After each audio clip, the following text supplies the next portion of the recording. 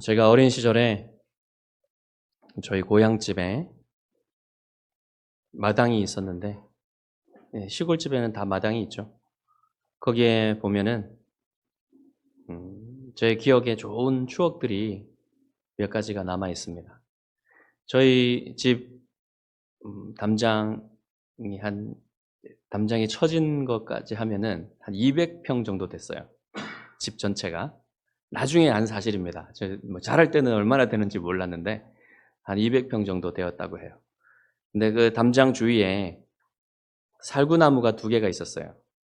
하나는 앞집에 있었고 하나는 저희 집 안에 있었고, 그런데 앞집에 있으나 뒷집에 있으나 이 살구나무가 이렇게 그 가지를 저희 집 쪽으로 들이운 살구는 저희 집으로 떨어졌기 때문에 그건 저희가 주워 먹을 수 있었어요. 그리고 저희 집에 있었던 살구나무는 제가 잘 지켰습니다. 남들이 따먹지 못하도록.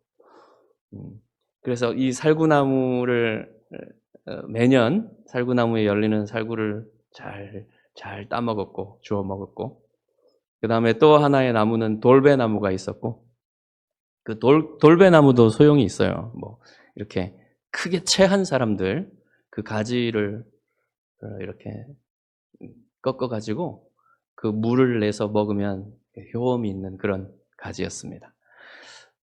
그리고 가축들도 많이 있었어요. 뭐 가축들이 조금씩 바뀌긴 했지만 소도 있었고 닭도 있었고 뭐 돼지도 있었고 개도 있었고 토끼도 있었고 뭐 여러 가축들이 있었고, 뭐 저는 주로 닭들하고 놀았지만 다른 가축들은 별로 좋은 기억이 별로 많지는 않고요. 소가 뭐 충성스러운 저희 집의 가축이었죠. 그리고 이제 뭐 비 오는 날이면 큰 두꺼비가 이렇게 멍 때리고 그 빗소리를 들으면서 있으면, 대청마루에 앉아 있으면 두꺼비가 기어서 나옵니다. 샤워하러. 어, 그런 추억들. 그리고 밤이 되면 이제 그때만 해도 은하수가 내려앉을 듯이 하늘을 덮었어요. 그리고 뒷산에서는 소쩍새가 울었죠. 그런 마당의 추억들이 있습니다. 여러분도 뭐 그런 마당의 추억들이 있습니까? 그런데 여러분, 이스라엘 백성들은 그들의 집이 텐트예요. 광야 생활을 할 때는 광야에다가 텐트를 치고 살았습니다. 그러니까 그 집들의 마당은 뭐가 되겠습니까? 광야가 되겠죠. 주로 광야가 마당이었고, 가끔 가다가 이제 오아시스도 있을 수 있거든요. 네. 오아시스 주변에 진을 치면 오아시스도 그들의 마당이 될 수 있었습니다. 하지만 여러분, 실제로 마당이 없는 집이에요. 텐트는 자기 집 마당이 없는 겁니다. 근데 이스라엘의 진을 치면은 동서남북으로 진을 치거든요. 지파별로. 그러면 그 중간에 성막이 있습니다. 하나님의 집이 있는 거예요. 거기에. 그 하나님의 집은 하나님의 왕궁이거든요. 근데 특별히 이 하나님의 집만 마당이 있는 거예요. 거기에 마당이 있어서 하나님의 백성은 이 하나님의 집 마당을 참 사랑했어요. 굉장히 좋아했습니다. 그 마당은 특별한 마당이었고, 다른 민족들에게는 의미가 없는 마당이었고요. 오직 하나님이 택하신 백성에게만 의미가 있는 마당이었습니다. 나무도 없고 두꺼비도 없고 아무것도 없어요. 거기에는 단지 커다란 그릴이 있었습니다. 그 그릴에는 항상 불이 타고 있었어요. 불이 꺼지지 않고 있었어요. 그리고 날마다 낮에는 거기에 곡식과 고기가 태워지고 있습니다. 그게 하나님의 집 마당에서 일어나고 있는 일이에요. 마당이 그리 넓지가 않습니다. 직사각형으로 이렇게 담이 쳐져 있는데, 그 담은 농구 선수들 키보다 좀 높아요. 225cm 정도 돼요. 그래서 성인이 그 안을 들여다볼 수가 없는 정도의 높이로 되어 있습니다. 그리고 하얀 세마포로 이렇게 휘장이 쳐져 있는 거예요. 담이 뭐 콘크리트나 뭐 나무로 이렇게 빽빽하게 해놓은 그런 담이 아니라 세마포로 쳐진 그런 담입니다. 이렇게 빼서 이동이 용이하도록 하는 거예요. 마당의 길이는 45m, 너비는 22.5m 정도 되어서 여러분 테니스 코트 4개 정도가 들어갑니다. 그리고 풋살장 정도 돼요. 거의 비슷합니다. 풋살장하고. 그 정도의 크기이고요. 마당 안에는 뭐가 있겠습니까? 지금까지 우리가 살펴본 성막이 있어요. 하나님의 집이죠. 거기가. 그 하나님의 집이 입구 맞은편 쪽으로 치우쳐서 거기에 이렇게 반 정도를 거기에 성막이 사용하고 있고, 성막 앞에는 물두멍과 제사장들이 손을 씻는 물두멍과 지금 말한 번제단이 있습니다.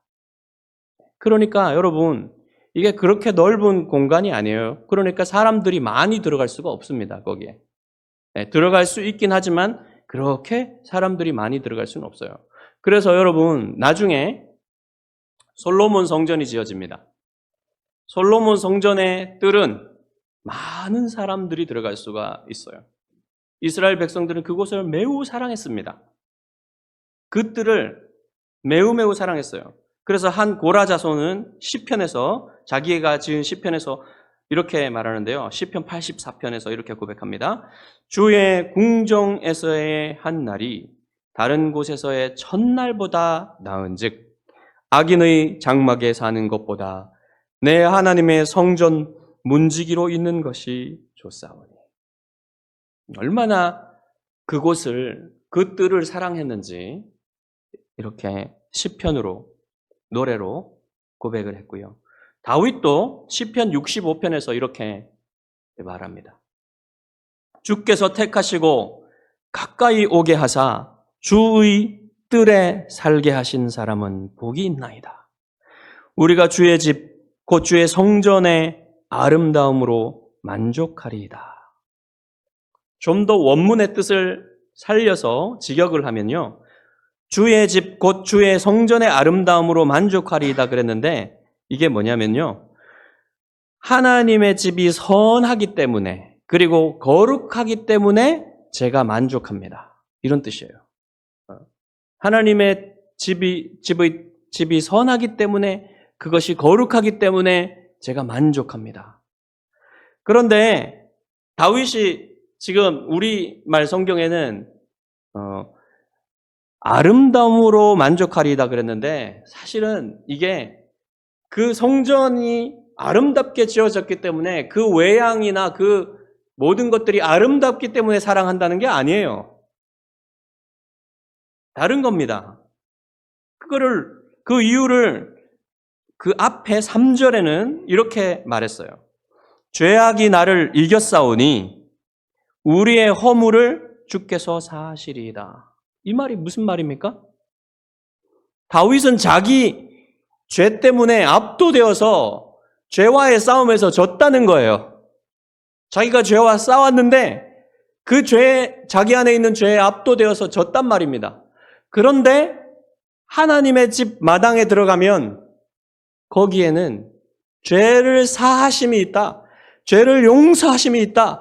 그래서 하나님의 집이 좋고, 그래서 하나님의 집이 거룩하고 사랑스럽단 말입니다.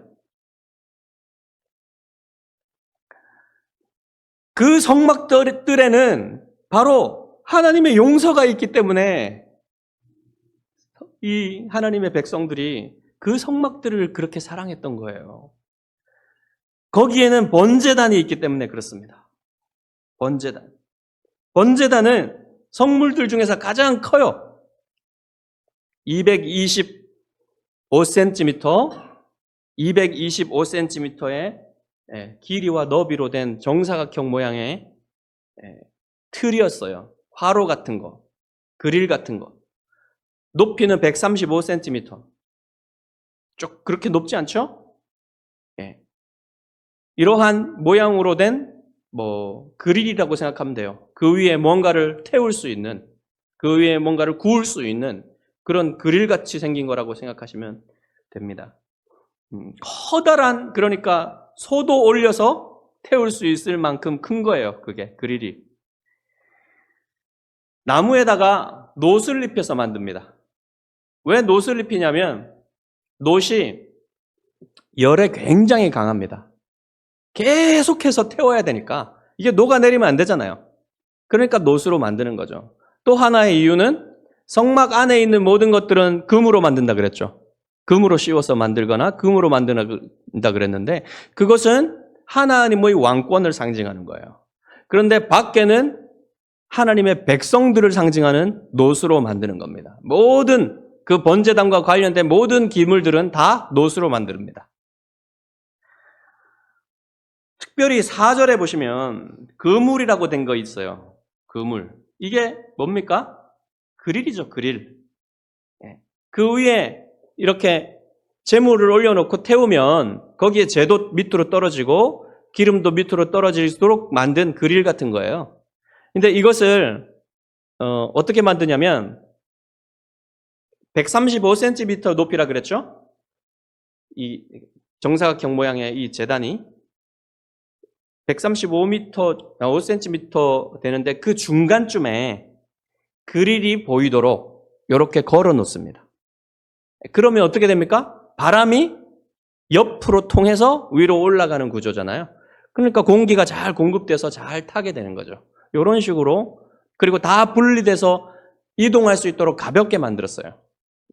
전체를 놋으로 만들면 얼마나 무겁겠습니까? 그러니까 나무에다가 입혀서 중간은 텅 비게 만들어서 이것을 쉽게 이동할 수 있도록 가볍게 만들었던 것입니다. 특징적인 것은 뭐냐면 제단 위쪽에 네 모서리에 뿔이 달려 있어요. 뿔. 고고학적인 발견에 의하면 당시에 고대 근동의 그 제단들에는 이런 뿔들이 달려 있었다고 해요. 근데 이 뿔이 무슨 의미인지 무엇을 상징하는지는 정확하게 알 수는 없습니다. 그 위에서 희생되어진 동물들의 뿔을 상징하는지, 그리고 그 동물들의 뿔이 힘을 상징하기 때문에 힘을 상징하는지, 그 나라의 힘, 그 종교의 힘, 그 신의 힘, 이런 것들을 상징하는지 뭔지는 알 수가 없으나 성경에서는 뭐라고 하냐면 다윗이 하나님의 구원의 뿔이라 그래요.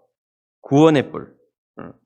그러니까 이 번제단의 뿔은 구원하시는 하나님의 능력을 상징한다라고 볼 수가 있는 겁니다, 우리가. 후에 여러분 이제 구약 성경을 읽어보시면 이스라엘 백성이 자기가 보복당하여 목숨이 위험할 때 그때 제단 뿔을 잡는다 그래요.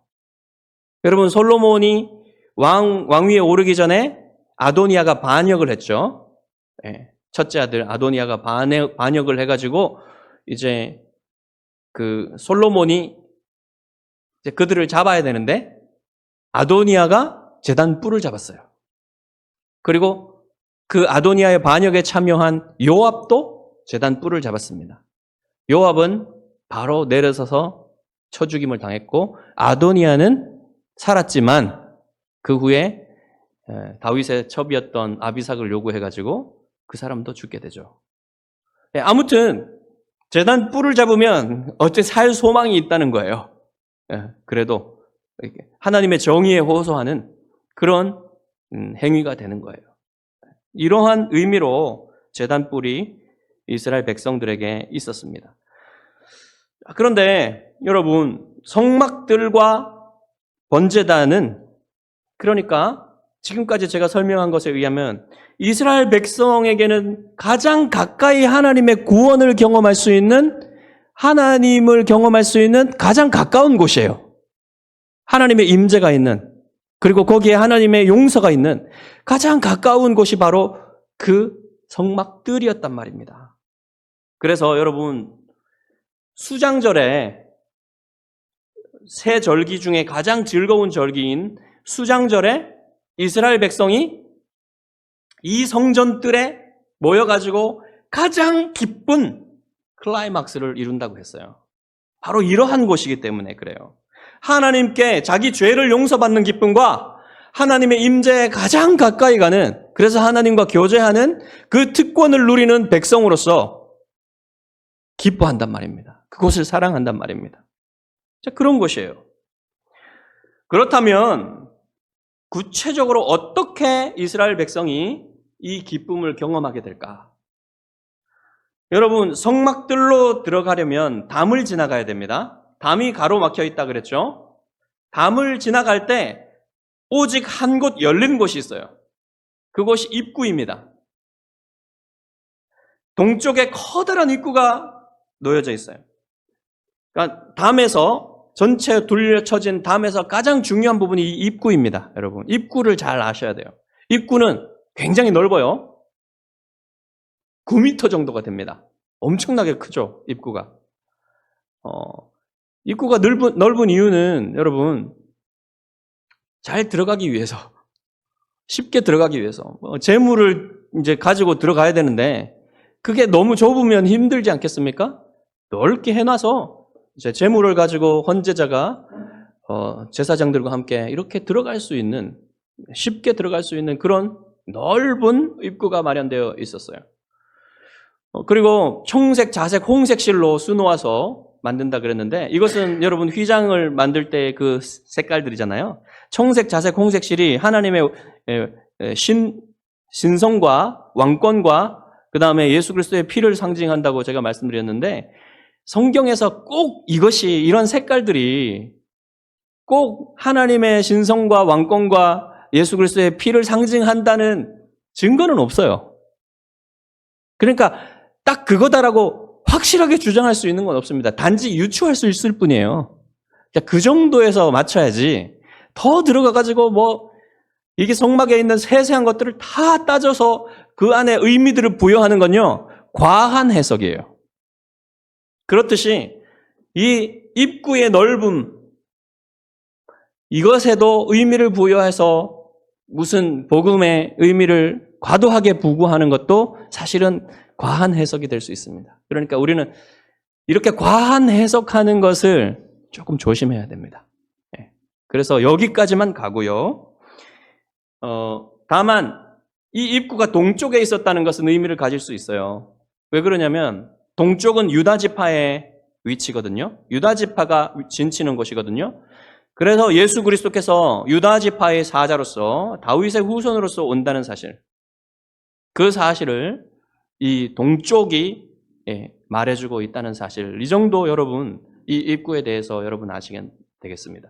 그러니까 여러분, 동쪽으로 입구가 나서 그쪽으로 들어간다는 사실은 예수 그리스도를 통해서 하나님의 집에 들어간다, 구원의 길에 들어간다, 이렇게 여러분 이해하시면 되겠습니다. 자, 그러면 이 입구로 누가 들어갈 수 있을까요? 이스라엘 백성이 들어갈 수 있습니다. 여러분, 이스라엘 백성만 들어갈 수 있어요. 그리고 구약시대에도 이방인들이 여호와를 믿는 신앙에 자기를 그 믿음을 표현하고 그 믿음의 표로서 할례를 받으면, 그리고 이스라엘의 정결 예를 행하면 그 다음에는 그 사람도 받아들여져서 이 하나님의 성막의 뜰로 들어갈 수가 있습니다. 제사를 드릴 수가 있어요. 그렇지만 그렇지 않은 모든 이방인들은 아무도 이 성막 안으로, 성막 뜰 안으로 들어갈 수가 없는 겁니다. 바로 여기에 여러분 이스라엘의 기쁨이 있는 거예요. 이스라엘 백성만 들어갈 수 있는 거예요. 택함 받은 하나님의 백성만 그 안으로 들어갈 수 있는 거예요. 그래서 하나님이 특별히 백성 삼으시고 하나님과 교제할 수 있고 하나님의 죄 용서함 받을 수 있는 백성으로 삼으셨다는 이것을 이 성막들에서 이스라엘 백성들을 누리는 겁니다. 여기에 첫 번째로 이스라엘 백성의 기쁨이 이 성막들에 있는 거예요. 자, 이러한 사실은 나중에 예수님 시대에 보시면 여러분 성전이 어떤 성전입니까? 헤롯 성전이죠. 헤롯 성전은 그 전에 스룹바벨 성전과 그 전에 솔로몬 성전보다 훨씬 큰 구조물이 됩니다. 근데 그 큰 구조물에서 가장 그 넓은 것을 차지하는 게 뜰이에요. 마당이에요. 근데 그 마당이요, 네 구획으로 구분되어 있었어요. 제일 안쪽에는 제사장들이 번제단에서 번제를 드리는 일을 하는 곳이 제사장들만 들어갈 수 있는 뜰이에요. 그리고 곧 바로 앞에 그 제사장들이 일하는 것을 볼 수 있는 이스라엘의 뜰이 있습니다. 제사장의 뜰, 다음에 이스라엘의 뜰이 있습니다. 거기는 이스라엘 남자들만 볼 수 있어요. 들어갈 수 있어요. 그리고 거기에서 계단으로 쫙 내려가면 여인들의 뜰이 있습니다. 거기는 이스라엘 여인들이 들어갈 수 있는 곳이에요. 그 다음에 거기에서 나오면 마지막으로 이방인의 뜰이 있는데, 이방인의 뜰에는 담장이 놓여져 있는데요. 그 담장에는 이곳으로 들어가는 자는 죽음의 고통을 당할 것이라는 경고가 새겨져 있습니다. 그러니까 누가 이방인의 뜰을 그러면 지나가서 여인의 뜰로 들어갈 수 있겠습니까? 네, 안 들어가겠죠? 이러한 구별들이 사실은요, 성경에 어떤 근거도 없어요. 성경에는 아무런 구별이 없습니다. 이 성막들에 들어가는데 이스라엘 백성이면 누구나 들어갈 수 있었어요. 여자들도 들어갈 수 있었고요. 다 들어갈 수 있습니다. 그런데 헤롯 성전에는 이 뜰이 구별되어 있었다는 것이죠. 그거는 여러분 어떤 성경에 그 근거도 없는 그런 구별이에요. 그래서 여러분 예수님 당시까지 그리고 주후 70년 성전이 회파되기까지 이 헤롯 성전이 남아 있었습니다. 그래서 사도 바울은 이방인과 유대인 사이를 갈라놓은 이 벽에 대해서, 이 담에 대해서 우리에게 얘기를 하는데요. 에베소서 2장 14절에서 이렇게 말합니다. 그는 우리의 화평이신지라 둘로 하나를 만들사 원수된 것 곧 중간에 막힌 담을 자기 육체로 허시고, 바로 이걸 언급하는 거예요. 바울의 시대까지도 있었던 이 이방인의 뜰에 있었던 담, 이것을 그리스도께서 자기 육체로 허셨단 말입니다. 그리스도께서 단번에 완전한 제사를 드리심으로써 이 담을 허시고, 이제 예수 그리스도를 믿는 자들은 아무런 구별 없이 하나가 되어서 하나님의 백성이 되어서 하나님께 나아갈 수 있다. 하나님께 용서받을 수 있고 하나님과 교제할 수 있는, 하나님의 집에 들어갈 수 있는 이 특권을 다 누릴 수 있게 되었다라는 사실을 사도 바울이 말하고 있는 것이죠. 원래 여러분, 구약시대에서 이스라엘 백성이 하나님의 백성으로 택함받은 목적은 무엇입니까? 이방의 빛이 되게 하시려고, 하나님의 공의와 사랑을 이방에 전하게 하시려고, 나타내게 하시려고 이스라엘 백성을 택했죠. 근데 이스라엘 백성은 그것을 무엇으로 바꾸었습니까? 적대감의 담으로 바꾸었어요. 그들에게 남은 것은 이제 이방인과 이스라엘 사이에, 유대인 사이에 남은 것은 이 적대감의 담뿐이었습니다. 그들은 이방인들을 개로 여겼어요. 하나님의 뜻은 다 사라지고 만 거죠. 그래서 예수님이 십자가 죽음을 통해서 그 담을 허신 거예요. 예수님을 의지하고 그 이름을 부르는 자들에게는 모두 그 담을 지나서 하나님의 집 안으로 들어가 하나님의 용서와 하나님과의 교제의 기쁨을 나눌 수 있게 하셨다는 겁니다. 그러면 여러분, 그 입구를 통해서 성막들로 들어간 백성이 보게 되는 광경은 무엇입니까? 거기에 들어가면 여러분, 그 입구를 지나서 들어가면요, 피비린내가 진동을 해요. 물론 잡는 것은 그 입구에서 잡지만 그 안에서도 각을 뜨고 모든 피비린내가 나는 일을 합니다. 그리고 거기에서는 계속해서 고기가 태워지고 있어요. 여러분, 다른 제물들도 드리기도 하지만 거기에서는 가장 중요한 제물이 피가 있는 희생 제물이 될 수 있는 동물들의 제물이에요. 그것이 가장 중요한 제물입니다. 그런 피비린내 나는 곳이지만 이스라엘 백성 거기를 사랑합니다. 그 성막들을 사랑해요. 말씀드렸듯이 그곳에서는 자기 죄가 사해지는 경험을 하고 하나님의 임재가 가장 가까운 곳에까지 들어갈 수 있는 곳이에요, 거기가. 그래서 이스라엘 백성은 거기를 참 사랑했습니다. 그런데 여기에 들어갈 때는 반드시 두 가지 조건이 있습니다. 희생제물의 피를 가지고 들어가야 돼요.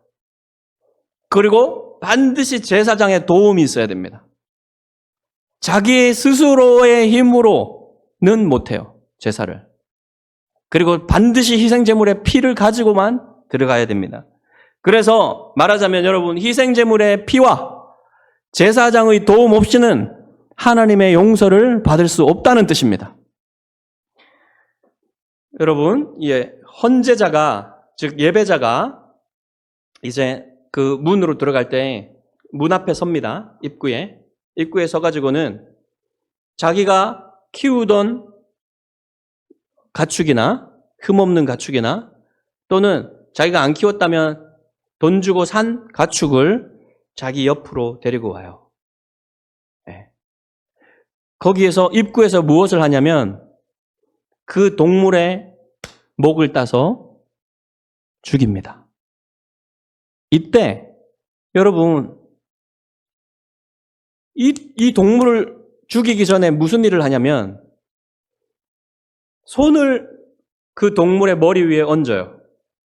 이것은 무엇이냐면 내가 바로 이 동물이다라는 것을 말하는 겁니다. 네, 동일시하는 거예요. 그러니까 나의 죄를 이 동물에게 전가하는 그런 행위입니다. 그리고 나서 죽입니다.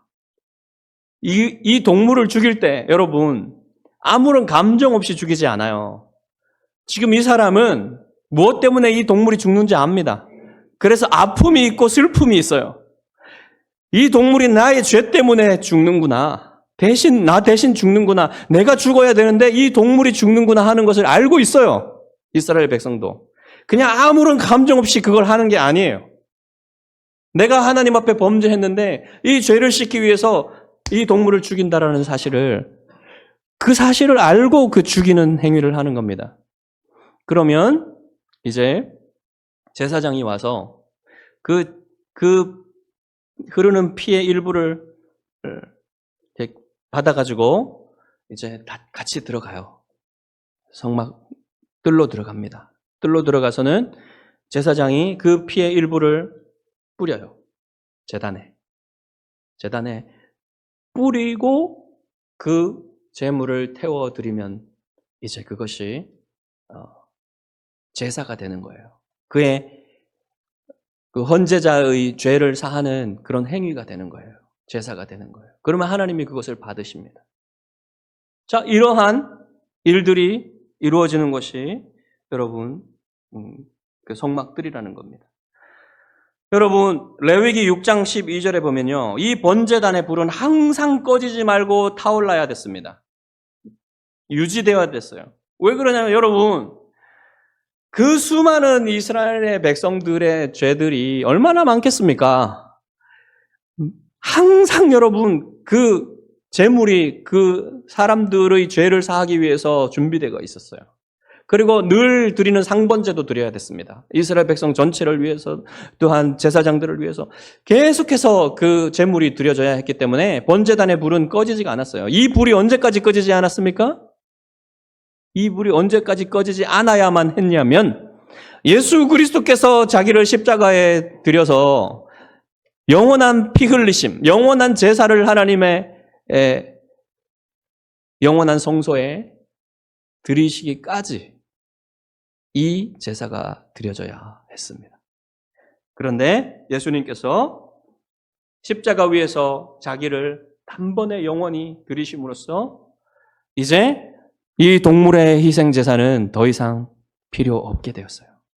그래서 이제는 예수 그리스도께서 희생 제물의 피가 되시고 자신의 피를 가지고 그 자신이 우리를 도우시는 제사장이 되어서 영원한 하늘 성소에 들어가서 자기 피를 가지고 제사장으로서 하나님께 드려서 예수 그리스도의 피를 믿고 예수 그리스도의 십자가를 믿는 모든 사람들은 이제는 하나님의 집에 들어가서 하나님께 용서를 받을 수 있고 하나님과 교제할 수 있는 특권을 누리게 되었다는 사실이 여러분 복음입니다. 여러분이 이 기쁨, 이 용서, 이 교제 이것을 다 받아 누리시는 하나님의 친백성 되시기를 예수 그리스도의 이름으로 축복합니다.